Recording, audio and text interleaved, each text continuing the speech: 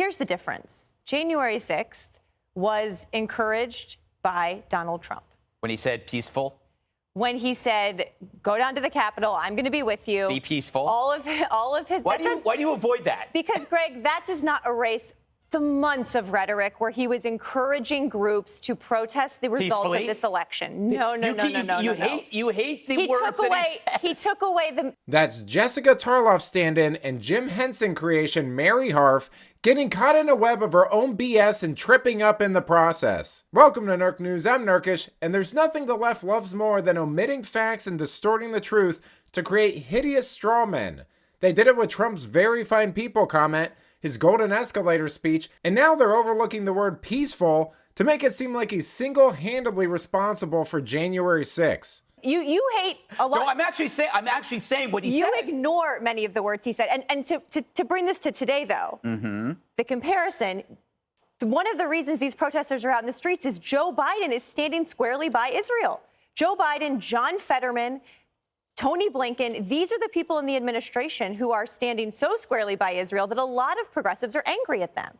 So the difference is Donald Trump encouraged political violence from his supporters on January 6th. No, he didn't. And You didn't prove that. And Joe Biden is doing something these protesters are angry about because he's refusing to back away from Israel. And the one question he answered when he gave remarks last week was, have these protests changed your policy? And he said, no. I don't think Trump ever encouraged people to get in other people's faces. He Democrats absolutely did. No, he didn't. 100%. Show me that clip. All right. Once again, pathetic arguments like this just highlight how desperate the left really is. This is a good sign, guys. Democrats are in serious trouble and they know it. These protests are dividing their fractured coalition. A lot of their base are slowly catching on to the fact that the party is catering more and more to radical elites, and the rank-and-file shills like Harf are scrambling to run interference. Thankfully, we've got people like Gutfeld and Judge Jeanine there to mock their pathetic attempts at obfuscating the truth. You say that Joe Biden is refusing to change anything. Are you kidding? He's withholding the armaments.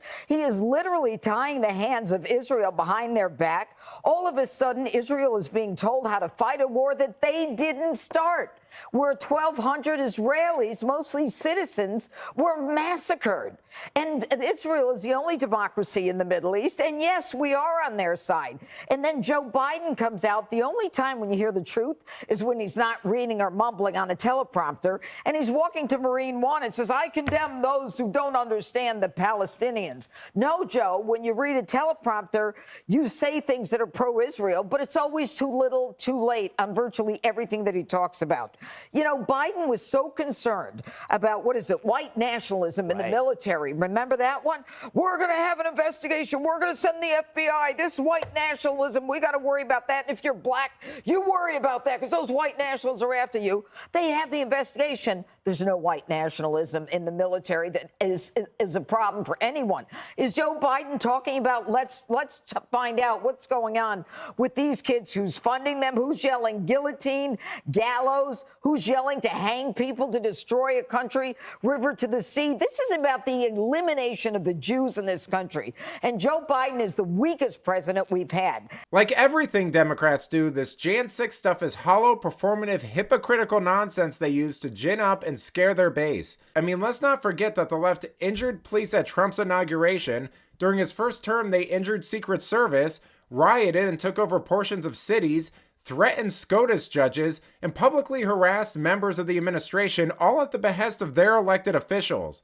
And to make matters worse, a lot of these actions were downplayed or openly celebrated by Democrats in the media. The vice president tweeted support for a bail fund for them, for crying out loud. So sorry if people are getting a little skeptical of their claims about Donald Trump inciting stuff. But let me know what you think. Should we overlook Trump using words like peaceful when talking about Jan 6? Let me know in the comments, and if you enjoyed this video, please give it a like and subscribe to the channel. This stuff really does help us out. Until then, this has been Nerk News. Thanks for watching. Bye!